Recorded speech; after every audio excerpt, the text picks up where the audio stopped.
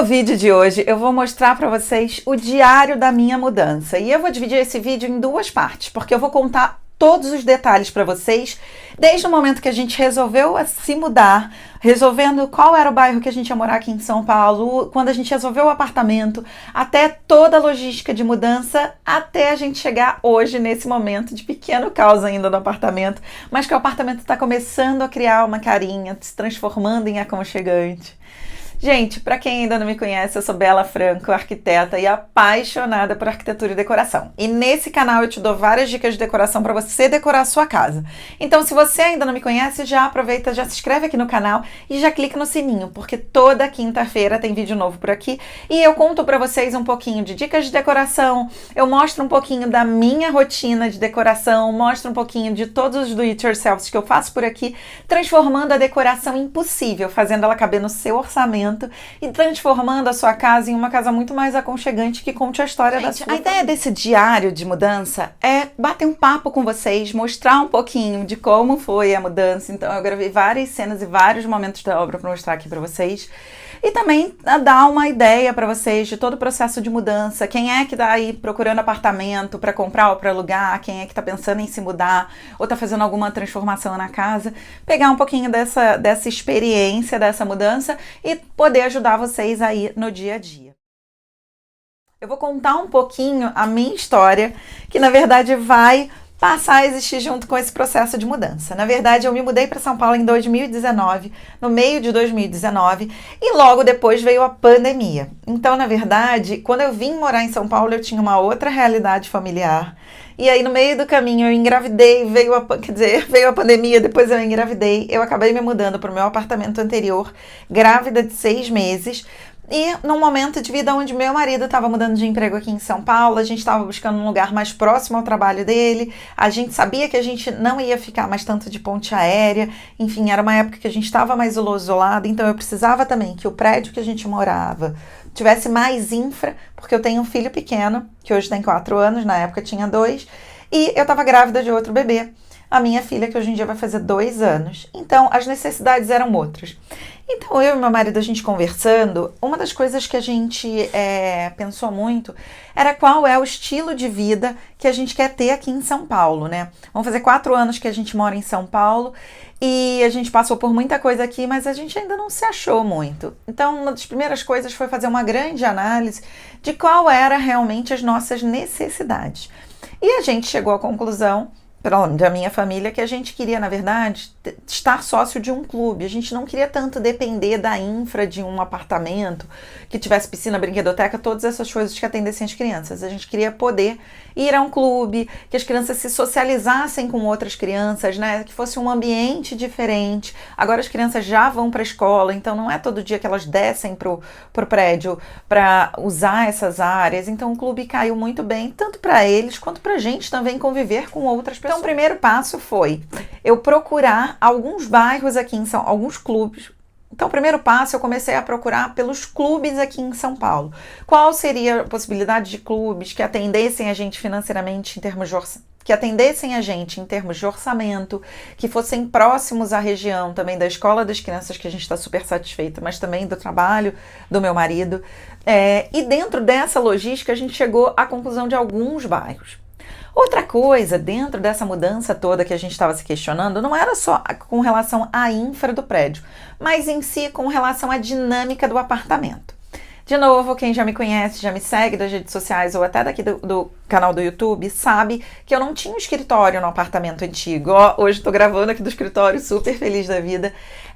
Eu não tinha um escritório, as crianças cada uma tinha o seu quarto. O Felipe tem um escritório porque ele trabalha parcialmente de casa, né? Ele vai alguns dias ao escritório, enfim, tem algumas reuniões e eventos fora, mas basicamente ele trabalha de casa também.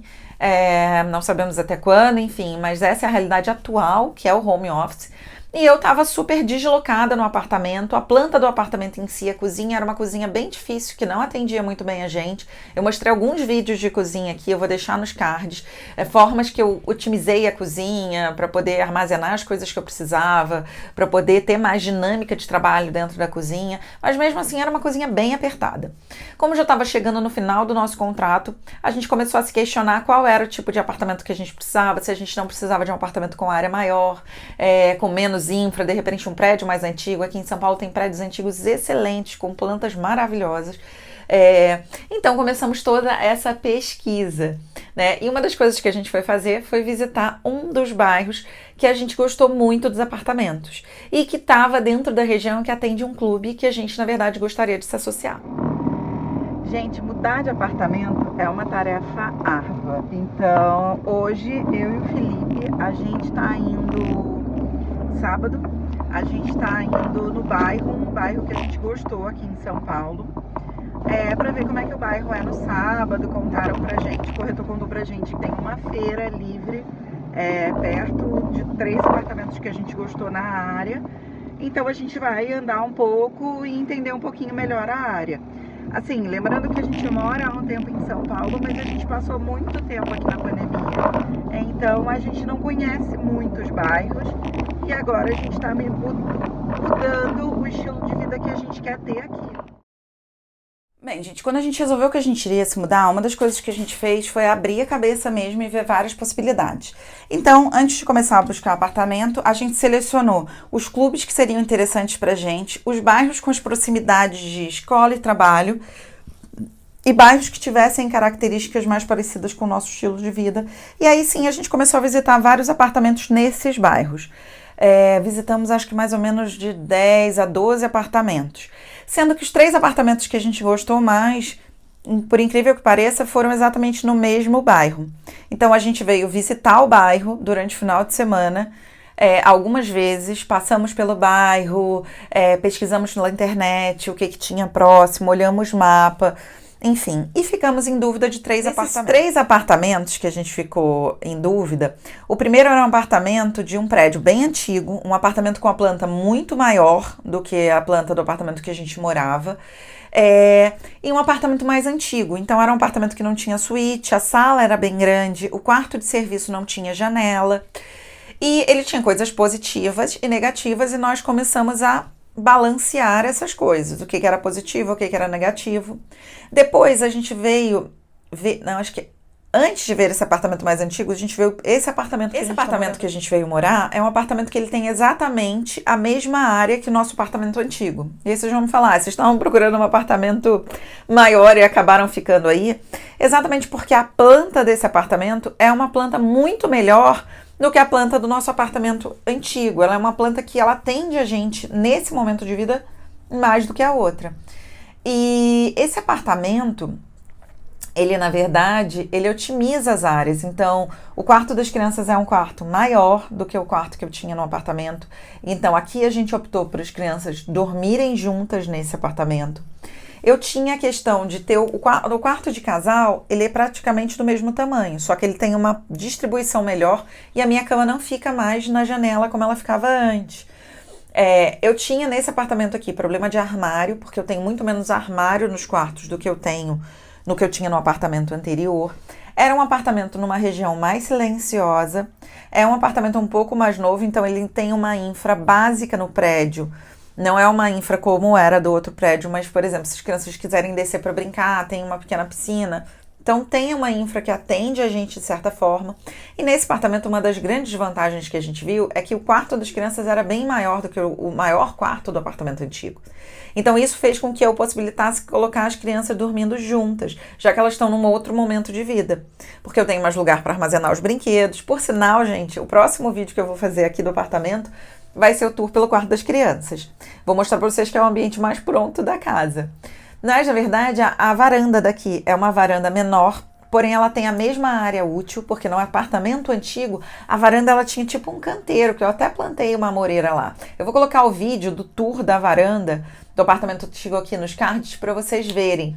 Então, a varanda daqui é mais otimizada. A gente aqui tem uma característica que o Felipe voltou a estar num quarto maior para poder ter o escritório dele. A gente conseguiu colocar um quarto de hóspedes, então a gente tem um sofá-cama nesse quarto, então eu consigo receber visitas considerando que eu sou carioca e moro em São Paulo.